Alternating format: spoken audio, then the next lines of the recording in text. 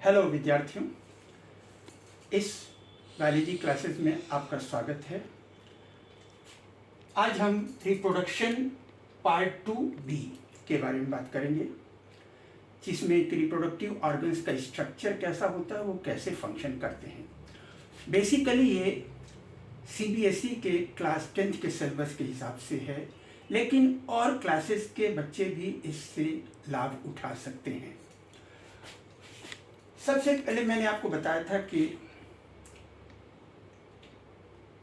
जो sperm duct और oviduct हैं, दोनों एटमॉस्फेयर को, एनवायरनमेंट को एक्सपोज्ड हैं, उनमें बहुत जल्दी इन्फेक्शन कैच कर सकते हैं, इसलिए उसे हल्का सा एसिडिक रखा जाता है।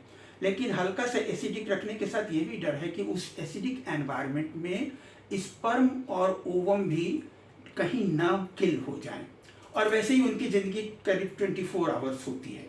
तो इसलिए सिस्टम ऐसा होना चाहिए कि एक दूसरे से मिल करके जाइगोट बनाने के पहले ही कहीं स्पर्म और ओवा किल ना हो जाएं। तो आइए देखें कि कैसे सिस्टम इसी हिसाब से बना हुआ है और कैसे काम करता है।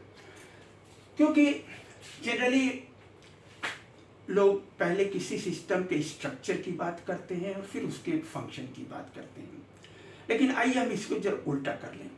हम फंक्शन क्या परफॉर्म करना है उससे पहले देखें और फिर उसके हिसाब से देखें कि उसका स्ट्रक्चर क्या है। जैसे कि यहाँ फीमेल रिप्रोडक्टिव सिस्टम में क्या होता है, जो 2 ओवरी होती हैं और मैमल्स में ओविडक्ट 3 पार्ट में डिवाइड हो जाता है, वेजिना, यूट्रस और तीसरा ये फैलोपियन ट्यूब, यहाँ पे फनेल, ओविडक्टल फनेल। ओवरी के आउटर सरफेस से ओवम रिलीज होता है। ह्यूमन बीइंग में 28 डेज में एक ही ओवम रिलीज होता है।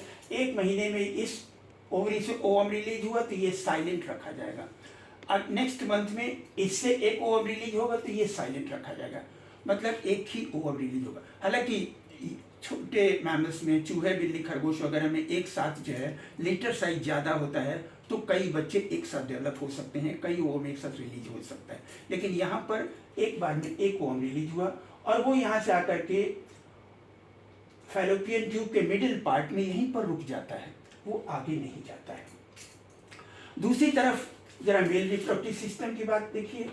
मेल रिप्रोडक्टिव सिस्टम में एक तो टेस्टिस में स्पर्म के डेवलपमेंट के लिए लेसर टेम्परेचर चाहिए, और वार्म ब्लडेड एनिमल्स में, मैमल्स और बर्ड्स में एब्डोमेन के अंदर बॉडी टेम्परेचर ज़्यादा होता है, तो उसमें स्पर्म्स का डेवलपमेंट नहीं हो सकता।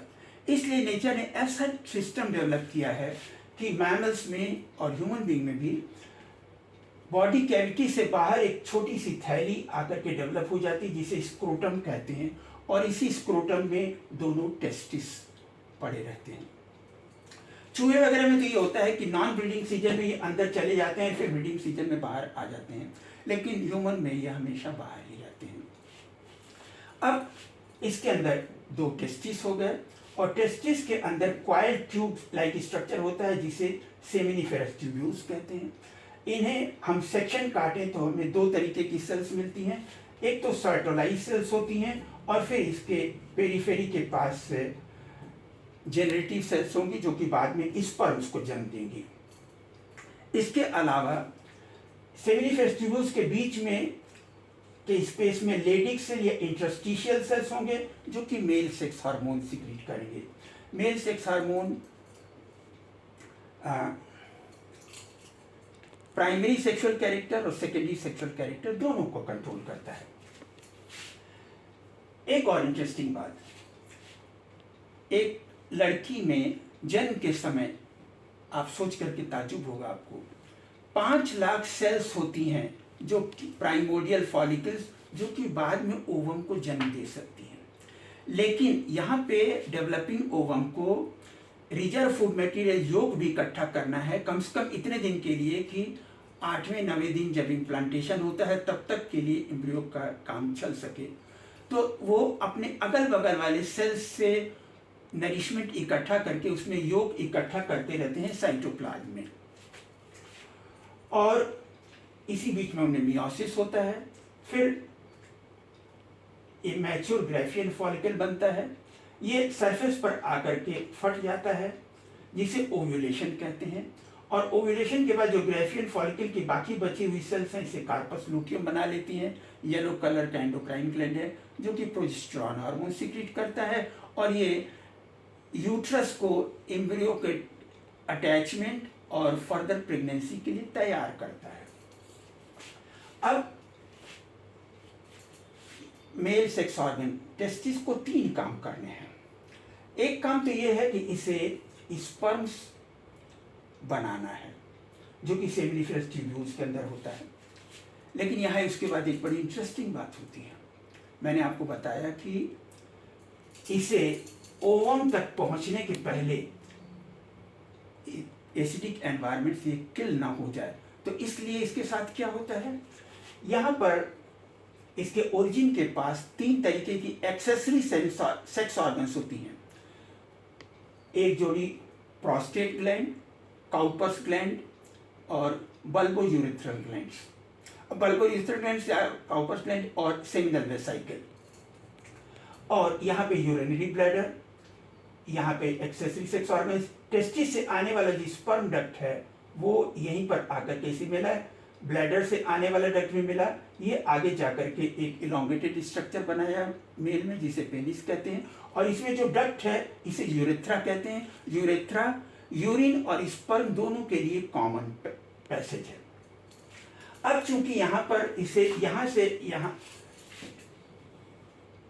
घूम करके फिर यहाँ तक आना है, और फिर फर्टिलाइजेशन के लिए क्या होता है कि ये पेनिस वेजिना में पेनिट्रेट करके और इसे यहाँ पर जाकर के स्पर्म्स रिलीज कर रहा है, उसे फिर वहाँ से यहाँ तक आना है। तो इसलिए ये जो एक्सेसरी सेक्स ऑर्गन्स हैं ये कुछ लिक्विड्स सीक्रेट करते हैं जो कि डेवलपिंग स्पर्म को नरिशमेंट प्रदान करते हैं और चारों तरफ से उसे कवर किए रहते हैं जिससे कि वो एसिडिक एनवायरनमेंट से किल ना होने पाए, और फिर वो यहाँ पर रिलीज कर दिए जाते हैं। हालांकि यहाँ से यहाँ तक जाना भी उसके लिए छोटे से स्पर्म के लिए उतना ही है, जिससे जैसे कि आपसे कह दें कि खूब तेज बारिश हो रही हो और सड़क पे फिसलन हो रही हो और 10 किलोमीटर चांद ना हो, तो क्या करेंगे आप। यहाँ पर भी यहाँ से यहाँ तक आने में स्पर्म्स को 24 घंटे तक लग सकते हैं, इसलिए इसे फर्टिलाइजेशन के समय ऑक्सीटोसिन हार्मोन सीक्रेट होता है जिससे कि यूट्राइन मसल्स में कॉन्ट्रैक्शन होता है जिससे कि ये जल्दी से यहाँ पहुँच जाते हैं, जाइगोट बना लेते हैं। अब इसके बाद एक और बड़ी इंटरेस्टिंग बात, जाइगोट तो बन गया जिसमें half of the genetic material of father है और half of the genetic material of the mother है। और आप जानते हैं कि हमारी बॉडी में क्या सिस्टम होता है, हमारी उंगली कट जाए तो आपकी उंगली ला करके हमें जोड़ दी जाए तो हमारे शरीर उसको एक्सेप्ट नहीं कर पाएगा। हमारा शरीर जो है सेल्फ और नॉन सेल्फ के बीच में डिफ्रेंशिएट कर लेता है। तो डेवलपिंग एम्ब्रियोज जो सिर्फ 50% of the genetic material of mother है, 50% genetic material of the father है, वो कैसे एक्सेप्ट होगा मदर के यूट्रस की तरह। यहाँ पे भी बड़ी इंटरेस्टिंग बात होती है। 8वें दिन फर्टिलाइजेशन के बाद 8वें दिन 8 दिन तक तैयारी की जाती है और उसके बाद 1 दिन के लिए सिर्फ 24 घंटे का पीरियड होता है। उस समय यहाँ पे यदि ब्लास्टुला स्टेज का एम्ब्रियो आया और यूट्राइन एपिथेलियम भी तैयार है तो वो अटैच हो जाएगा यूट्राइन एपिथेलियम से। इस अटैचमेंट को इम्प्लांटेशन कहते हैं। उसके बाद प्लेसेंटा बनता है। प्लेसेंटा में कुछ डेवलपिंग एम्ब्रियो के भी सेल्स होते हैं और यूट्राइन एपिथेलियम के सेल्स भी होते हैं जो मिलकर के प्लेसेंटा बनाते हैं जिससे वो नरिशमेंट ड्रॉ करता है। तो अब यहाँ पर प्रोजेस्टेरॉन हार्मोन के द्वारा corpus luteum progesterone hormone secrete करता है। ये प्रोजेस्टेरॉन हार्मोन 8 दिन तक यूट्राइन एपिथेलियम को तैयार करता है। कि 8वें दिन जब ब्लास्टुला स्टेज का एम्ब्रियो आया तो उसके लिए ये सेंसिटिव हो जाता है 24 घंटे के लिए, उससे अटैच हो जाता है। उससे पहले यदि एम्ब्रियो आएगा उससे बाद में आएगा तो फिर यूट्राइन एपिथेलियम उसको स्लिप हो जाएगा, वहाँ अटैच नहीं होगा।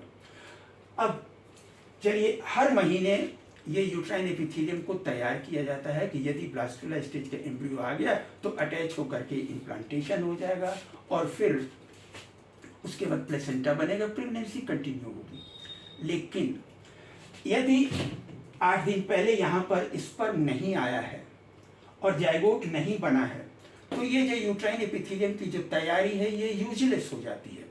तुरंत बॉडी को पता चलता है और जो प्रोजेस्टेरॉन हार्मोन का सिक्रीशन है वो बिल्कुल कट ऑफ कर दिया जाता है।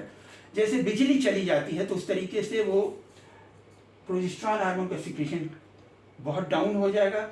ये यूट्राइन एपिथेलियम को सपोर्ट नहीं कर पाएगा।